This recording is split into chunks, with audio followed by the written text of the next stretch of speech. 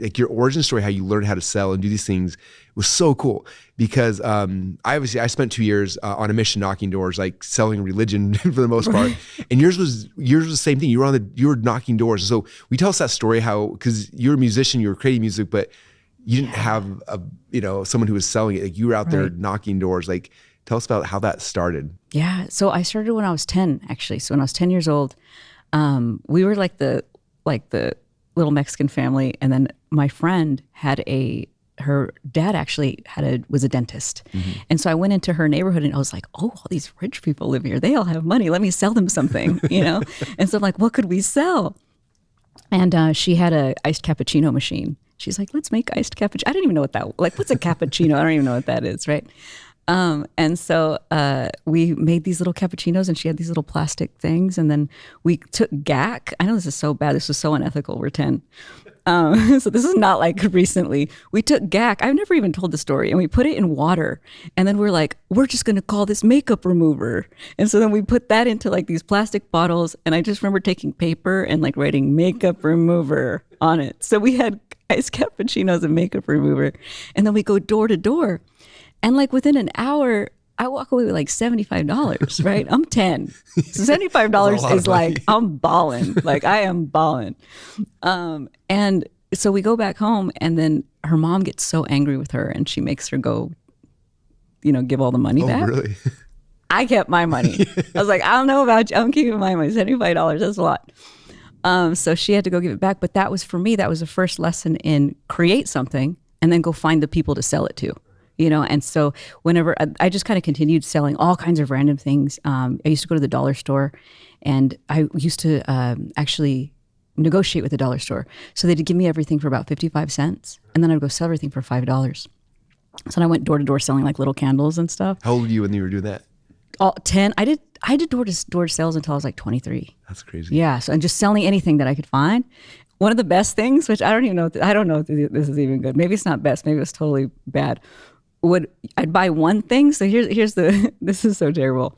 So I'd buy like a clock because then I'd go to Family Dollar and then I'd go buy raffle tickets because then I realized I could buy one clock and sell as many raffle tickets as I want, and then I wouldn't even give them a date. I'd be like, I just have a clock. I'm going to give this away. So it was like a never ending like place. And then eventually at some point, $2,000 in raffle tickets for a $12 clock. Like a $12 clock. It was so bad. But it was like, you just create something and you get in front of people.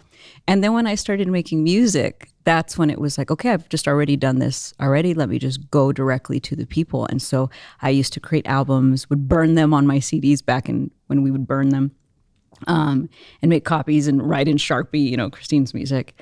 And then I would go door to door and I would just, hey, you know how it is. Yeah. I mean, it'd be 120 degrees and pouring sweat, or it'd be like freezing cold, so cold that I could barely move, and just ask people, hey, would you be interested in buying my music? Hey, I'm a musician. This is what I'm doing. Telling me a little bit, kind of like hook story offer, I guess. Here's a little bit of my story. Here's my offer.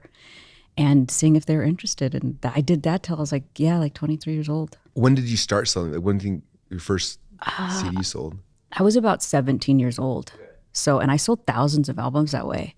And it was like, I always tell everyone, it was like a 90% failure rate. Like 9 out of 10 people said no. I'm sure people were like slamming the door. I mean, I remember people would come to our door, like the Jehovah's Witnesses, and we would all hide in the bathroom. So we'd be like, shh, everybody hide. We used to get that knocking door. I was like, I can hear you in there. Like, quiet. Yeah. That's what I would put us all in the bathroom and be like, quiet, yeah. So like, I already knew like people aren't happy when you're knocking on their door. So I was just kind of already expectant of it. But so I was 17, and then I like 9 out of 10 people said no, but 1 out of 10 people would say yes, or I'd meet like a really cool family that would be like, I'll buy all your CDs, or come inside and have dinner with us. And I was like, I'd sleep on people's couches, and I was living in Motel 6s or whatever, however I was surviving. And occasionally someone would say, hey, we have an extra room. You could stay here for the weekend. And so I met all these really nice people. And then there was all kinds of crazy stories too, which I guess we can get into. But it was like 9 out of 10 people, slamming doors in my face, telling me, go get a real job, or, real kind of mean people. And then there'd be one person that's just like, hey, come have dinner and we'll pray for you. And their family would gather around and pray, so it was like, wow, this is, you get used to rejection really fast. And I think that's a huge superpower of you just, for entrepreneurship, because you're just, okay, you said no. Okay, next. Yeah. No. Okay, next. No. That was such a big thing for me too. Is like, cause then I was knocking doors in Jersey, and like, for us, it wasn't 1 out of 10. It was like 1 out of 100. Maybe it was nice to you. I bet. But it's like, no, slam the door. We had people like let their dogs out on us, like, and they're jumping over the fence while dogs are biting at it. It was chaos. But yeah, you learn that like, they're not rejecting me, they're rejecting the message, which is fine. And then just keep going. Okay. So I'm curious, do you remember your door approach? Like how you did it? Yeah. Can you like pitch me right now? I'm gonna knock on my door and pitch it to me. Okay. If you open the door and you didn't yell at me first. Hello, how are you doing? Like, hi, my name's Christine Morel. I'm a singer. I'm here. A lot of times I was like maybe getting ready for an album or something. So I'd be like, I've just put together a new album, and I just wanted to see if you'd be interested in checking it out. And you could even take a listen if you'd like. And if you like it, it's $10, and just wanted to see if you'd be interested in supporting a local artist. So something kind of just like that, really simple. And then sometimes they would ask me to sing. So I would sing on the doorstep, and I'd be like, yeah. Or if they had a piano, I'd be like, oh, I could play something for you. So kind of offering like, almost like Costco, like, let me give you a little sample. I'll give you a little sample. And if you like the cheese, you can buy the whole bag. So I try to giving them a little sample of it. But it was just real simple like that. Or it was me apologizing because now their baby's awake because I rang the doorbell. I'm so sorry. Yeah. Well, my music will put him back to sleep. Right. Yeah. I should have segued into that. The music will make them go to sleep. Do you have copies of all your old albums? Like, how cool would that be to have like a collection of here's every album like I sold door to door? I believe I do. And you know what's crazy? If you go on eBay, people are selling them for like $100. Oh, serious? And I'm like, that makes me feel really cool. I'm like, ooh, people pay $100. Like you could probably Google it. You could probably look it up. My brother sent me one like 2 weeks ago, and it was like before the fame. And I was like, I'm really not famous, but that's cute. That's so cool. Yeah. So people sell different albums, and I still get hit up at least once a week where someone says, oh, this song, was an important part of my life or something. There it like is. There's album. I'm gonna buy them right now as we're sitting here. Okay, which ones? So we've got 2006, 2007. Those are the two that are popping in there. I'm buying them both right now. So will you sign these next time you come out? Yeah, those are like the worst songs I ever wrote in my life, so don't judge me. This is gonna be like, and you know what? I was so emo. I don't know if it's the one, my very first album, I'm like sitting in the corner like this. So emo, and it's like black and white, and the album's called Cry. Like, no, it's so emo. When you're like 13 and you're like, but I was like 16 and I was still like so emo, like life is hard. People don't understand me. So the whole album's like me, like cry. Like that album's called Cry. It was so bad. Okay, so as you're doing door approaches, I'm curious. I have so many funny, like strange, weird stories, but what are some stories for you as you're knocking on doors, like some of the weird or awkward or whatever things that happened that you remember? Oh, so many things. There's two that always stick out. So I had a little scooter. So I made it, and I don't know if you ever did this. You were walking, weren't you? You were walking. So I had a little electric scooter because I could cover more doors quicker.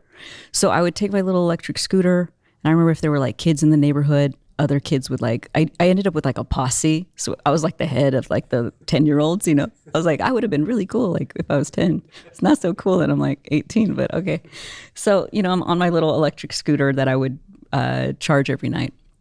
And then I would go up to these houses, and then I remember this one guy, he answers the door literally in like little white underwear.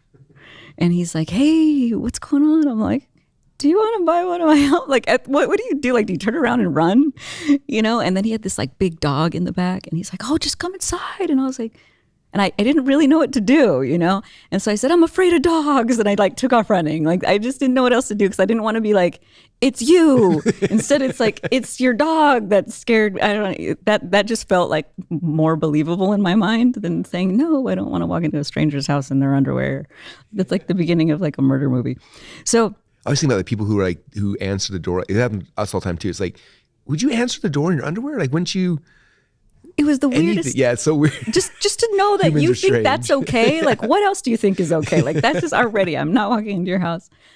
And then another time there was like a huge dog chasing me. It was like a pit bull, and I was on my electric scooter, and I'm just flying, and I have my like bag of CDs, and I just remember these like two guys outside, like they're like America type guys, they have like a pickup truck, and they're like an American flag, and they're like drinking a beer, and I'm screaming because I'm like, help, It's so terrible.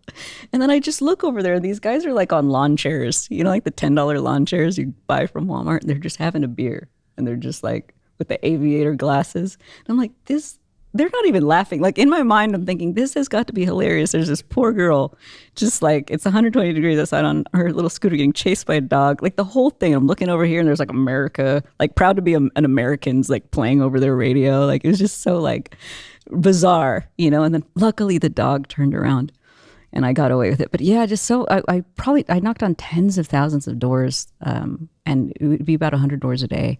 I did that for, till I was like 23. So yeah, all kinds of craziness. It's so cool. I wanted to share that part because I think some people get into entrepreneurship and they don't understand, like, to be successful, like most people put in a lot of time ahead of time, right? I remember Jamie Cross, who, you know, she sells soaps. And when she came to ClickFunnels, she built a soap funnel and launched it and hit 2 Comma Club. But what people don't know is before that, she was selling her soaps door to door. And she learned what the hooks were and what the pitch were. And then she was in farmers markets and people walking by. She had to learn how do I get somebody to stop and walk over to my booth? And then what's the story I got to, it's like, she'd done that for years over and over and over again to the point where when she put it in the funnel, she knew the message, she knew the hooks, it was very fast, you know? I think same thing for you as you're going out there, like, you know every objection, you know every hook, you know the things that work, things that don't work and all that kind of stuff. So like when you step into the next selling situation, whatever, like you have all that stuff that a lot of people are missing out on, you know? Right. Well, and then also already you're not having to get past like any belief system. You just already know the data is majority of people say no and occasionally one person says yes. So you already walk in going, every no is like closer to like a yes. And then just knowing I need an offer and then I just need to find people to buy it. And I think now too, you know, there's paid traffic and you can run ads and all that kind of thing. But if you don't run ads, you can just go straight to where they're at. And for me, it was they're at home. That's where they are. Like, and just finding where they're congregating, like you always talk about, where's your ideal customer congregating, and go pitch to them, and just being okay with people telling you no, you know, and that sometimes people are going to hate you for it too. But there's occasionally going to be someone that's really grateful for you, and that one person makes up for everybody else.